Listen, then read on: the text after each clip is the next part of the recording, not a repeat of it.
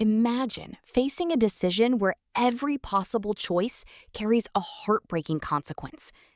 Picture yourself in complete control of a vehicle racing down a track at tremendous speed, only to discover that 5 people are directly ahead with no chance to escape. You instinctively reach for the brakes, but they fail. Every passing second makes the outcome feel more unavoidable, and you realize that if nothing changes, all 5 individuals will almost certainly lose their lives. Then, just as panic sets in, you notice an alternate track branching off to one side. On that separate track stands a single worker, unaware of the danger. Your steering still functions, giving you one final opportunity to change direction. Turning the vehicle would save 5 lives, but intentionally place one innocent person in harm's way. Remaining on the current path would avoid making that deliberate choice, yet 5 people would die instead. Which decision represents the greater moral responsibility? Is it better to actively sacrifice one life to save many? Or should you refuse to intervene because choosing who dies feels fundamentally wrong? This difficult scenario challenges us to examine not only our instincts, but also the principles we use to judge right and wrong. Before searching for answers, we must first ask ourselves what values truly guide our decisions when every option carries a heavy moral cost.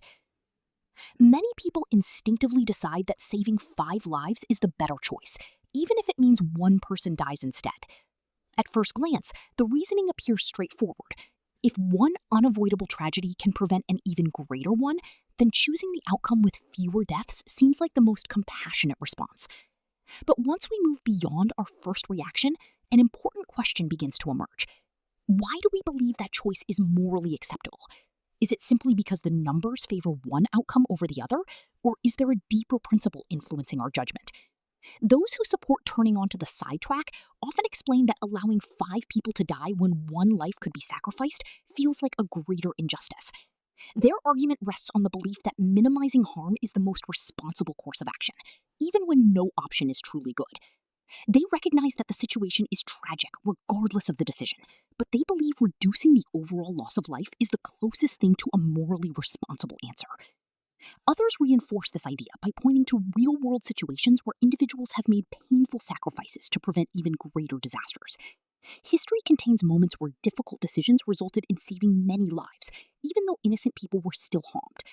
These examples encourage us to ask whether the value of an action should be judged primarily by its outcome. If a terrible decision ultimately saves more people, does that automatically make it the right decision? These examples reveal a fascinating pattern in the way people think about right and wrong. Many individuals are comfortable making difficult decisions when the harm appears indirect or unavoidable, yet they become deeply uncomfortable when the same outcome requires intentionally harming an innocent person. If the only goal were maximizing the number of lives saved, every scenario should produce the same answer. Instead, our moral instincts change depending on how the outcome is achieved, suggesting that consequences alone cannot explain our sense of justice. This observation introduces 2 very different approaches to ethical reasoning. The first focuses primarily on results. According to this view, the morality of an action depends on what ultimately happens because of it. If one difficult decision prevents greater suffering and saves more lives, then it may be considered the morally preferable choice. Under this approach, reducing pain and increasing overall well-being become the highest priorities, even when the decision itself feels uncomfortable.